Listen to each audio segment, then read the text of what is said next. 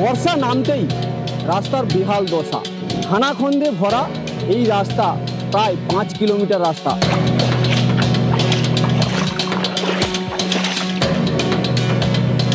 উত্তর 24 পরগনার বনগাঁ বাগদা সড়কের বেহাল দশা। যে গর্ত রয়েছে, এই গর্ত 44 ইঞ্চি।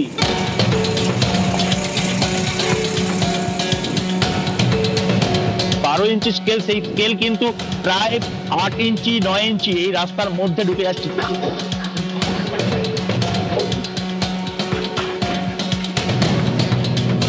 এই রাস্তায় লাফিয়ে লাফিয়ে হাঁটতে হচ্ছে, যেন ব্যাং লাফানি প্রতিযোগিতা চলছে এই রাস্তা জুড়ে।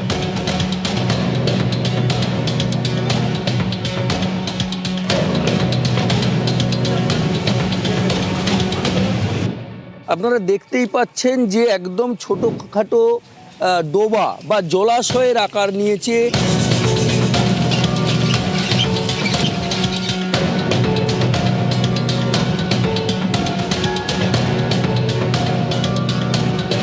এই গর্তটা যদি দেখা যায়, প্রায় এটা দেখা যাচ্ছে প্রায় 2 ফুটের ওপর গর্ত।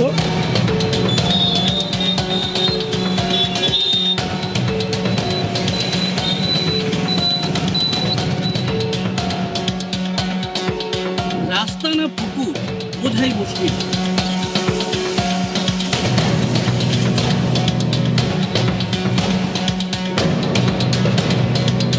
2 ফুট 2 থেকে 3 ইঞ্চি গর্ত।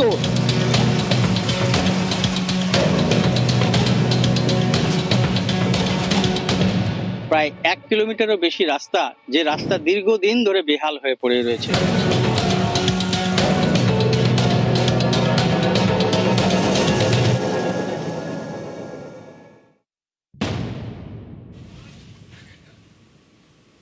দেখছেন অবস্থাটা, শহর থেকে জেলা, ছবিটা ঠিক এরকমই, গাড্ডা আর গাড্ডা। আপনি বাইরে বেরোচ্ছেন, অফিসে যাচ্ছেন, বা কাজে বেরোচ্ছেন, বা কাজ থেকে ফিরছেন, বা খুব তাড়াহুড়োয় রয়েছেন, হাসপাতালে নিয়ে যেতে চাইছেন রোগীকে, কি বিপদে পড়বেন ভাবতে পারছেন? রাস্তার যদি এহেন অবস্থা হয়, তাহলে রাস্তায় বেরোলেই যত জ্বালা তা বলা যায়। জায়গায় জায়গায় ছবিটা ঠিক কি, জায়গায় জায়গায় যন্ত্রণার গাড্ডা, দুর্ভোগের রোজ নামচা। বলছিলাম না পথে সাবধানতার কথা, কারণ একটু এদিক থেকে ওদিক হলেই তো দুর্ঘটনাই। দেখুন না, এআই নির্মিত একটা ভিডিও দেখাচ্ছে ঠিকই, কিন্তু পরিস্থিতি এরকমই। আপনি বাইক নিয়ে যাচ্ছেন, 2 চাকায় যাচ্ছেন, রাস্তার যদি এরকম অবস্থা হয়, তাহলে সেটা কতটা ভয়ঙ্কর বুঝতে পারছেন? লাইফ রিস্ক যাকে বলে। এই জল জমে গাড্ডা যেন মরণ ফাঁদ। একটু বেখেয়ালি হয়েছেন কি গেছে।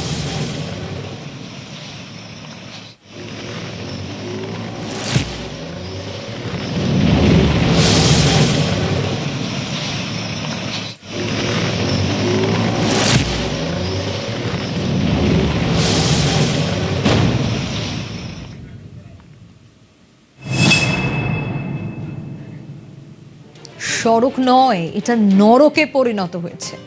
ইএম বাইপাসের ছবি দেখবেন, শহর কলকাতার লাইফলাইন তো এটা। যে রাস্তার দুপাশে আমরা কি জানি, ঝাঁ চকচকে হোটেল আছে, রেস্তোরাঁ আছে, নামি দামি আবাসন আছে, মেট্রো স্টেশনের সারি আছে, আর সেই রাস্তা সংলগ্ন সার্ভিস রোডটাকে একবার দেখুন, বেহাল দশা একেই বলে। সায়েন্স সিটির সামনে বাসন্তী হাইওয়ের দিকে যাওয়ার রাস্তায় বড় বড় গর্ত। গাড়ি চালকরা কি বলছে জানেন? বলছে বাইপাস নাকি ছাইপাস।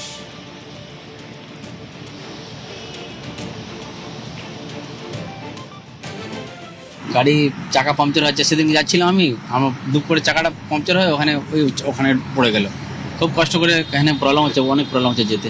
এই বর্ষার অবধি ওইরকম হচ্ছে, হাতির একটু অসুবিধা হয়, গাড্ডাগুড্ডি হলে ছোট গাড়িগুলো তো সমস্যা হয়। সায়েন্স সিটি ব্রিজের ঠিক পাশেই যে সার্ভিস লেন, সেই সার্ভিস লেন ধরে সোজা বাসন্তী হাইওয়ের দিকে চলে যাওয়া যায়। আর সেই সার্ভিস লেনের অবস্থা বেহাল অবস্থা বলা চলে। খানাখন্দে ভরপুর এই সার্ভিস লেন, যেখানে যে কোনো গাড়ি, ছোট গাড়ি বা বড় গাড়ি যাওয়ার সময় একেবারে উল্টেও যেতে পারে, এমনই অবস্থা। এই বেহাল অবস্থা কি ফিরবে? এখন এটাই প্রশ্ন।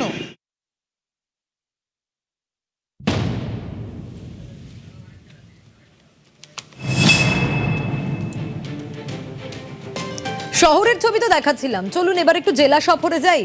বাঁকুড়ার ইন্দাসের ছবিটা দেখুন। ইন্দাস টাউন থেকে এই রাস্তাটা হচ্ছে 6 কিলোমিটারের। হ্যাঁ, কোথা অবধি? ইন্দাস চেকপোস্ট অবধি। এই 6 কিলোমিটার রাস্তার ভয়ঙ্কর অবস্থা, বড় বড় গাড্ডা। দেখবেন কত বড় গর্ত, দেখুন ছবিটা, দেখলেই বুঝবেন। টোটো যাচ্ছে, কিন্তু কতটা লাইফ রিস্ক তার ছবি বলে দিচ্ছে।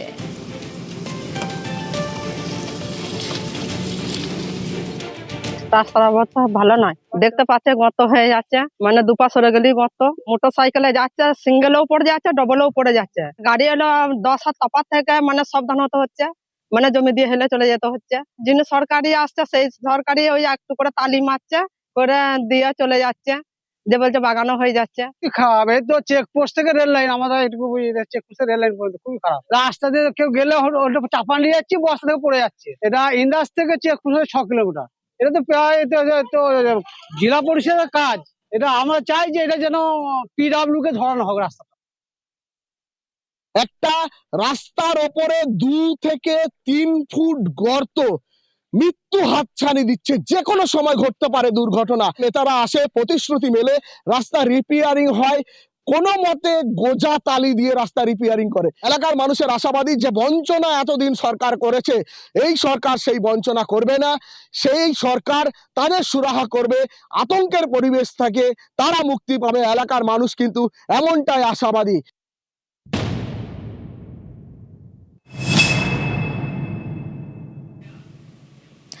দুই দিনাজপুরের ছবিটা আরো ভয়ঙ্কর, অগস্ট পড়তে না পড়তে। আচ্ছা, আমরা দেখেছি না মেসি যেরকম বল নিয়ে ড্রিবল করতে করতে গোলের দিকে এগোয়, ঠিক যেরকম ভাবে ড্রিবল করতে করতে সে যায়, এই এআই নির্মিত ভিডিও হলেও আসল ছবিটা রাস্তার ঠিক এরকম। আপনি 2 চাকায় যাচ্ছেন, ঠিক এভাবেই ড্রিবল করতে করতে আপনাকে যেতে হবে, তার কারণ গাড্ডা থেকে বাঁচতে হবে। তো তাও ওই যে পিছলে যাচ্ছে, কোনো সময় দুর্ঘটনা ঘটে যাচ্ছে, কারণ গাড্ডা থেকে বাঁচা যাচ্ছে না।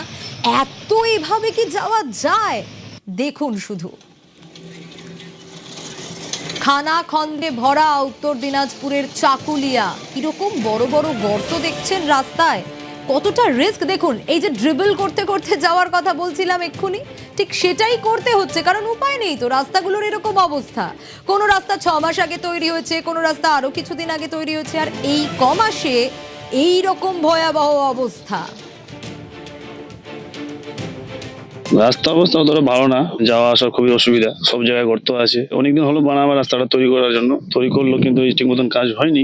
নতুন সরকার আসছে, এটাই বলবো, এই রাস্তাটা যদি মেরামত হয় তাহলে তো খুবই উপকৃত হবো আমরা গ্রামবাসীরা। রাস্তার অবস্থা খুবই খারাপ, টোটো আস্তে আস্তে করে নিয়ে আসছে, খুবই ভাঙা ভাঙা আছে, পানি লাগা আছে। ওই অন্য গাড়ি হলে সাইড দিকে খারাপ হতে হচ্ছে, বড় ট্রাক যায় না এদিকে, বড় বড় গাড়ি, ছোট টোটো মোটর সাইকেল এগুলা যাওয়া আছে, বড় গাড়ি অন্যদিকে ঘুরে যাচ্ছে। চাকুলিয়া পাঠাটির থেকে ডালখোলা কলেজ মোড় পর্যন্ত প্রায় 21 কিলোমিটার রাস্তা বেহাল দশায় পরিণত হয়েছে। কোথাও পিচ উঠে পাথর বেরিয়ে গেছে, তো কোথাও বড় বড় গর্তে পরিণত হয়েছে। এখান থেকে আমরা যখন ইঞ্চিটাকে টান দিব, তারপর দেখতে পাচ্ছি যে আস্তে আস্তে ধীরে ধীরে গর্তের দিকে ঢুকতেছে।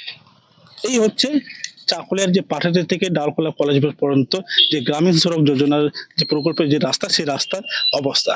গ্রামবাসীরা চাইছেন নতুন সরকার এসেছে, নতুন সরকার যাতে দ্রুত এই রাস্তাটি মেরামত করে সমস্যার সমাধান করা হোক, এমনটাই দাবি জানিয়েছেন। তবে কবে এই রাস্তার সমস্যার সমাধান হবে সেই দিকে নজর থাকবে আমাদের।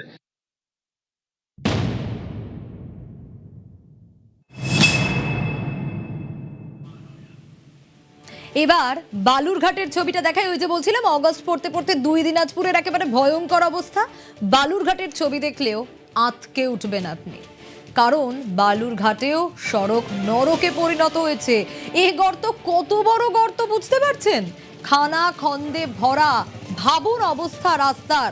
যদি 1 বছর আগেও বা বছর খানেক আগেও ধরে নিয়ে রাস্তা তৈরি হয়েছে, তাতে কতটা নিম্নমানের সামগ্রী ব্যবহার করলে রাস্তার এরকম দশা হতে পারে ভাবুন শুধু।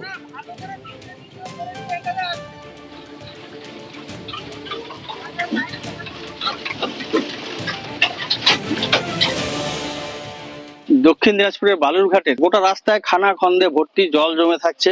আমি দেখাবো, স্কেল দিয়ে মাপে দেখাতে পারি আমরা এখানে, যে এই মুহূর্তে দেখাচ্ছি যে এখানে এতটা গর্ত, যে রাস্তা এখানে রাস্তাটাই রয়েছে প্রায় 8 থেকে 10 ফিট রাস্তা রয়েছে। সেই 10 ফিট রাস্তার মধ্যে কিন্তু এই ধরনের খানাখন্দে ভর্তি, কোথাও 6 ইঞ্চি কোথাও 8 ইঞ্চি খানাখন্দ ভর্তি রয়েছে এই রাস্তাতে। সামনে রয়েছে বিএসএফ ক্যাম্প, রয়েছে স্কুল, রয়েছে আইটিআই স্কুল। সেই সমস্ত ছাত্রছাত্রী থেকে শুরু করে সাধারণ মানুষ রেগুলার নিত্যদিনের যে তাদের যাত্রা চলাচলের এই পথ, মানুষ সবচেয়ে সমস্যায় পড়েন অসুস্থ রোগী হলে। এই রাস্তায় সন্ধ্যের পরে কোনো টোটো বা গাড়ি চলাচল করতে চায় না। তাদের দাবি রাস্তা খুব শিগগিরই সুস্থ অবস্থায় ফিরিয়ে আনা হোক, মানুষের চলাচলের যোগ্য করে দেওয়া হোক এই ডাঙ্গি যাওয়ার রাস্তা।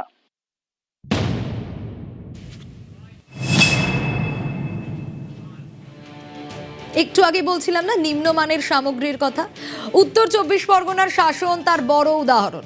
মাত্র 6 মাস হয়েছে এই রাস্তা তৈরি হয়েছে। দেখুন তো, 6 মাস আগে কয়েক কোটি টাকা খরচ করে এই রাস্তা তৈরি হয়েছিল নাকি?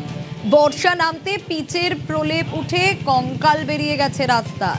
দেখতে পাচ্ছেন কি অবস্থা? মনে হচ্ছে এই রাস্তা মাত্র 6 মাস আগে তৈরি হয়েছে।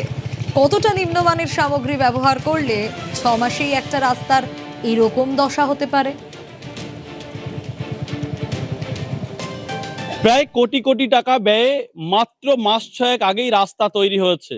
আর সেই রাস্তা বর্ষায় দেখা যাচ্ছে কোথাও গাড্ডা, অর্থাৎ রাস্তায় ডোবা না রাস্তা, পিচ রাস্তা, সেটা কিন্তু বোঝা উপায় সমস্যা হচ্ছে সাধারণ মানুষের। তার কারণ প্রতিনিয়ত ঘটছে দুর্ঘটনা। যেভাবে রাস্তায় খানাখন্দে ভরা, ছোট বড় গাড়ি প্রতিনিয়ত ঘটছে দুর্ঘটনা, বড় গাড়ির যন্ত্রাংশ ক্ষতি হচ্ছে, ফলে কস্টিং চার্জ বেড়ে যাচ্ছে। রাস্তায় গাড়ি চালাতেই পাচ্ছেন না বিভিন্ন গাড়ির চালকরা।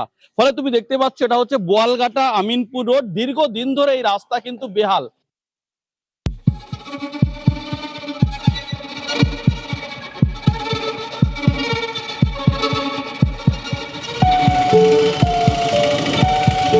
বর্ষায় খানা খন্দে ভরা মালদহের রাস্তা যেন মরণ ফাঁদ।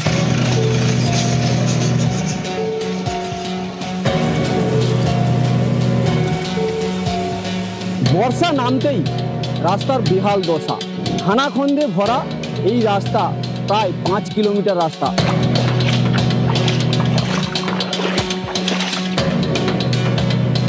উত্তর 24 পরগনার বনগাঁ বাগদা সড়কের বেহাল দশা। যে গর্ত রয়েছে, এই গর্ত 44 ইঞ্চি।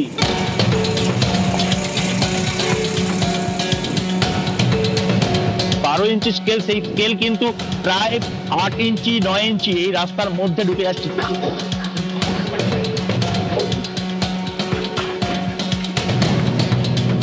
এই রাস্তায় লাফিয়ে লাফিয়ে হাঁটতে হচ্ছে, যেন ব্যাং লাফানি প্রতিযোগিতা চলছে এই রাস্তা জুড়ে।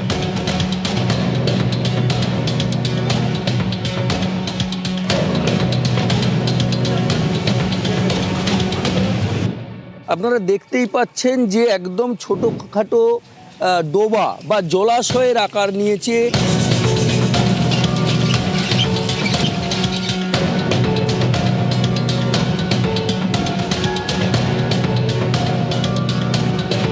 এই গর্তটা যদি দেখা যায়, প্রায় এটা দেখা যাচ্ছে প্রায় 2 ফুটের ওপর গর্ত।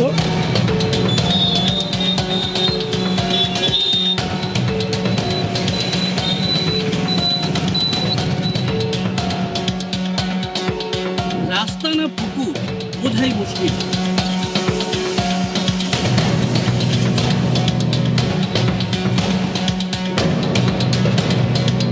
2 ফুট 2 থেকে 3 ইঞ্চি গর্ত।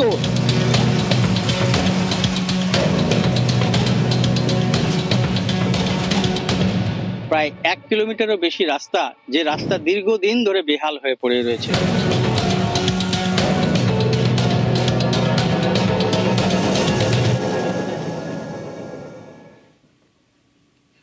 আরজিকর কাণ্ডে মুখ্যমন্ত্রীর আশ্বাসের পরেই খড়দা থানায় নতুন এফআইআর। ময়না তদন্ত থেকে শেষকৃত্য। অভয়ার বাবার চিঠির ছত্রে ছত্রে চাঞ্চল্যকর অভিযোগ। কাঠগড়ায় পানিহাটির প্রাক্তন বিধায়ক নির্মল ঘোষ সহ 3। এবার শুনুন সেই অভিযোগপত্র, মেয়ে হারানো বাবার যন্ত্রণার কথা। মাননীয় বড়বাবু, খড়দহ থানা। মহাশয়, আমি অভয়ার হতভাগ্য পিতা। 2024 সালের 9 আগস্ট আরজিকর হাসপাতালে আমার মেয়ের অস্বাভাবিক মৃত্যুর খবর পাই। মৃত্যুর কারণ নিয়ে শুরু থেকেই শাসক দলের ভূমিকা ও ঘটনা প্রবাহ নিয়ে আমার মনে প্রবল সন্দেহ ছিল। ময়নাতদন্তের প্রক্রিয়া নিয়েও আমার সন্দেহ রয়েছে, কারণ ময়নাতদন্তের পর মৃতদেহ আমাদের পরিবারকে না দিয়ে সোমনাথ দে ওই দিন সন্ধ্যে 7টা নাগাদ গ্রিন করিডর করে মৃতদেহ নিয়ে আমাদের বাড়ির উদ্দেশ্যে রওনা হয়। সেই সময়ই পানিহাটির তৎকালীন বিধায়ক নির্মল ঘোষ, 17 নম্বর ওয়ার্ডের কাউন্সিলর সোমনাথ দে, প্রাক্তন কাউন্সিলর সঞ্জীব মুখার্জি এবং দলের অন্যান্য কর্মীরা আমার বাড়িতে উপস্থিত হন। তারা জোর করে বাড়িতে প্রবেশ করেন এবং মৃতদেহ দ্রুত শ্মশানে নিয়ে গিয়ে পুড়িয়ে ফেলার জন্য হুমকি দেন। সামাজিক আচার অনুষ্ঠান সম্পন্ন করার আগেই তারা আমার ইচ্ছার বিরুদ্ধে জোর করে মেয়ের মৃতদেহ পানিহাটি শ্মশানে নিয়ে যান। দ্বিতীয়বার ময়নাতদন্তের দাবি জানানো থেকে আমাকে বিরত রাখতে জনপ্রতিনিধি হওয়া সত্ত্বেও তারা রাজনৈতিক প্রভাব খাটিয়ে তাড়াহুড়ো করে আমার মেয়ের শেষকৃত্য সম্পন্ন করেন। শ্মশানে অপেক্ষমান অন্য দুটি মৃতদেহকে পাশ কাটিয়ে তারা আমার মেয়ের মৃতদেহকে আগেই পুড়িয়ে ফেলার ব্যবস্থা করেন, যার উদ্দেশ্য ছিল সম্ভবত অপরাধী বা অপরাধীদের আড়াল করার লক্ষ্যে প্রমাণ ধ্বংস বা গায়েব করে দেওয়া। তারা জোর করে শ্মশানে প্রবেশ করেন এবং মৃতদেহ দাহ করার আগে আমাদের কোনো ধর্মীয় শেষকৃত্য পালন করতে দেওয়া হয়নি। এভাবেই এক গভীর ষড়যন্ত্রের মাধ্যমে আমার ইচ্ছার বিরুদ্ধে পানিহাটি শ্মশানে টিএমসির নেতাদের দ্বারা আমার মেয়ের শেষকৃত্য সম্পন্ন করা হয়। আমাদের অগোচরে ও অনুমতি ছাড়াই তারা সমস্ত নথিপত্রের কাজ সম্পন্ন করেন। পরবর্তীতে আমি জানতে পারি যে সঞ্জীব মুখার্জি নামে এক ব্যক্তি ঘাট সার্টিফিকেটের তথ্য প্রদানকারী হিসেবে স্বাক্ষর করেছিলেন, যিনি আমাদের কাছে সম্পূর্ণ অপরিচিত ছিলেন। আপনাকে অনুরোধ জানাচ্ছি এই বিষয়টি নিয়ে পুঙ্খানুপুঙ্খ তদন্ত করার এবং যারা এর জন্য দায়ী তাদের বিরুদ্ধে যথাযথ আইনি ব্যবস্থা গ্রহণ করার। প্রকাশ্যে এলো অভয়ার বাবার চাঞ্চল্যকর চিঠি। গতকালই খড়দা থানায় নতুন করে অভিযোগ জানিয়ে চিঠি দেন অভয়ার বাবা, যার প্রেক্ষিতে ইতিমধ্যেই নতুন এফআইআর পুলিশের। সেই চিঠির ছত্রে ছত্রে ভয়ঙ্কর নিষ্ঠুরতার অভিযোগ।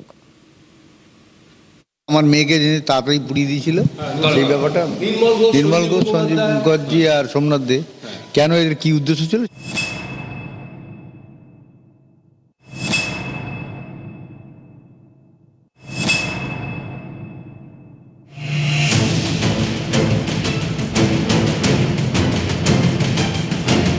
আরজিকর কাণ্ডে আগেই 3 আইপিএস অফিসারের ভূমিকা আতশ কাচের তলায়।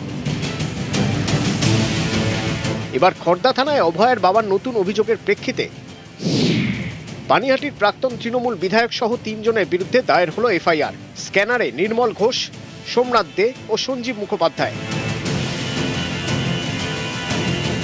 অভয়ার ঘটনায় ঠিক কি ভূমিকা ছিল এই 3 জনের? কন্যাহারা বাবার অভিযোগপত্রে শিউরে ওঠার মতো বিবরণ।